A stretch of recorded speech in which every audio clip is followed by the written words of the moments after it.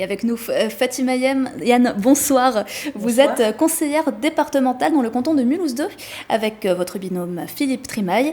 Et pour commencer, on part tout de suite à la découverte de votre canton. C'est là que se trouve le musée de l'automobile, mais ce n'est pas là que vous emmène Adrien Labi. Au programme, l'espace Solidarité de la Dolère, les aménagements sportifs du quartier de Bourtzwiller et la visite de 2 entreprises au cœur de la ville. Bienvenue dans le canton de Mulhouse 2. C'est ici que se sont installées les premières cités ouvrières à la grande époque de l'industrie textile. Si aujourd'hui le textile ne fait plus vivre la cité, le canton reste profondément populaire dans son peuplement. Rue de Pfastatt, cette grande tour vitrée accueille l'espace Solidarité de la Dolère. Ici, les habitants peuvent trouver l'ensemble des services départementaux travaillant dans le domaine de la solidarité.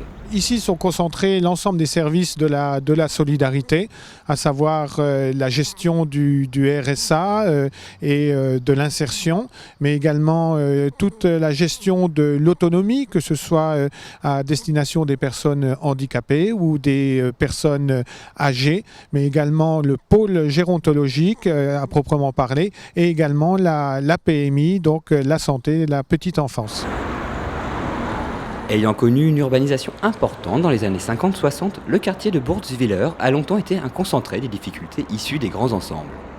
Depuis 10 ans, la municipalité de Mulhouse a lancé différents plans de rénovation urbaine. Le département est intervenu en appui, comme ici pour la création de la plaine sportive de la Dolère. Ce bout de quartier est en pleine requalification avec la mise en place de tout un panel d'infrastructures sportives.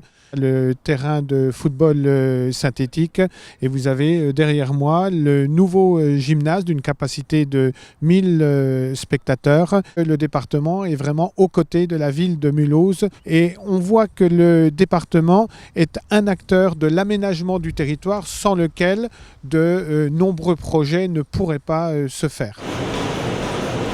Implantée à Mulhouse depuis 1919, l'entreprise Malnurin est un des fleurons de l'industrie alsacienne. Ces 200 salariés fabriquent des machines-outils pour la production de munitions de petit calibre, un domaine où la PME s'est imposée comme le leader mondial.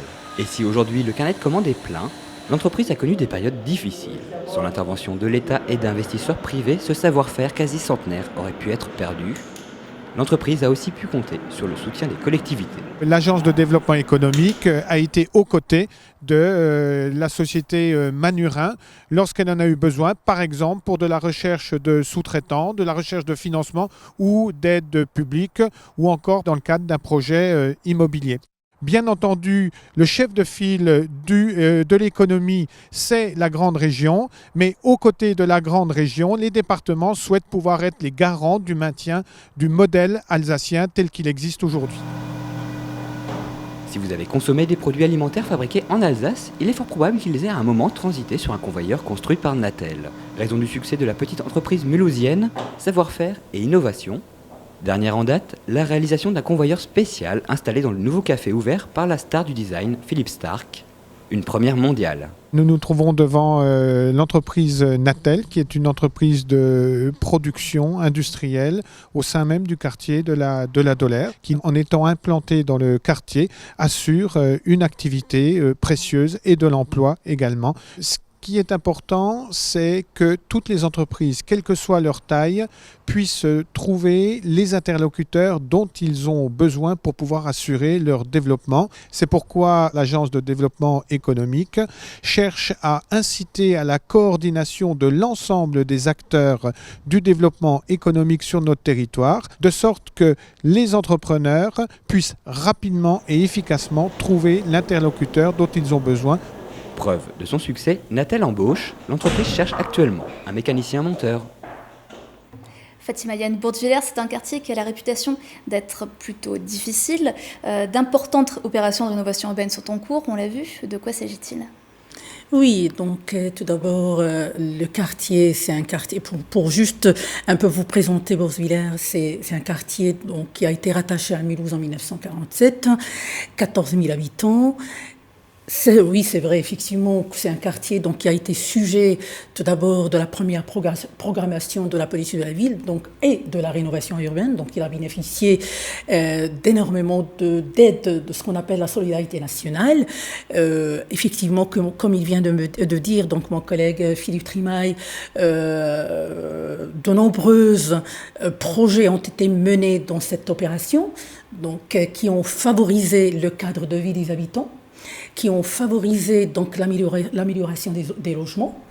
On peut citer donc la destruction des 420, donc des foyers 420, et la reconstruction de logements de grande qualité, respectueuse dans l'environnement, l'économie d'énergie, donc qui permet aux gens quand même d'avoir donc des factures d'électricité et de chauffage moins importantes que dans d'autres habitats.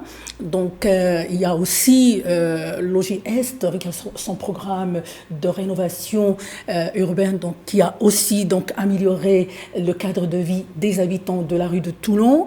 Il y a des parcs de jeux qui se sont construits au profit des mamans et des enfants et qui ont amélioré aussi la relation intergénérationnelle parce que quand il n'y avait pas ces parcs de jeux, les enfants jouaient sur les routes et c'était pas évident pour les personnes âgées parce que ça faisait des bruits, etc. Donc tout ça a fait cette rénovation urbaine, cette solidarité nationale et bien sûr en partenariat avec le département et avec la ville de Mulhouse, on fait que le quartier maintenant, c'est un quartier très agréable, très apaisé, ce n'est plus le quartier que le quartier chaud, etc. C'est plus tout à fait ça. D'ailleurs, par exemple, un chiffre, quand on avait commencé la rénovation urbaine, donc les personnes concernées, c'était presque 8300 habitants. Aujourd'hui, avec la nouvelle géographie de la politique de la ville, il y a uniquement 3200 personnes qui sont concernées. Donc le travail a eu un résultat. Et puis le nombre d'habitants qui sont concernés par la politique de la ville ne sont plus les mêmes qu'avant. Et justement, dans le cadre de ces rénovations sur l'habitat, les infrastructures, mais aussi la voirie, comment on met l'humain au cœur de ces transformations ? Justement, c'est ce que je viens de dire. Donc, cette rénovation urbaine a permis donc, la création de terrains de foot donc, au profit des jeunes de Bourse-Villers, a permis la création de ce gymnase qui va être inauguré en 2016 au profit des jeunes collégiens de Bourse-Villers, a permis la création de logements au profit aussi donc des habitants de Bourse-Villers et pas uniquement parce qu'il y a maintenant pas mal de mixité donc comme je l'ai dit donc le quartier donc les habitants concernés cette géographie maintenant qui est normalement dessinée suivant donc le taux de pauvreté, il est vraiment minime donc sur Bourse-Villers. Il y a aussi donc l'école Victor Hugo qui sera concernée par ce projet de la rénovation urbaine. Vous voyez bien, donc il y a les enfants, les mamans et les jeunes, les adolescents et les moins jeunes qui sont concernés. Tout le monde a bénéficié de cette rénovation urbaine. Voilà, tant mieux pour le quartier et c'est un quartier paisible. Dernière question au niveau de Mulhouse. Mulhouse reste une ville industrielle, mais c'est aussi l'économie numérique qui se développe et qui nécessite des emplois très qualifiés. Il y a des outils pour amener les personnes en recherche d'emploi vers ces postes ? Oui, donc là, vous me donnez l'occasion pour parler de la politique donc, d'insertion au niveau du département. C'est une politique très dynamique dans laquelle le département consacre presque un budget de 10 millions d'euros, dont 800 000 euros du Fonds social européen.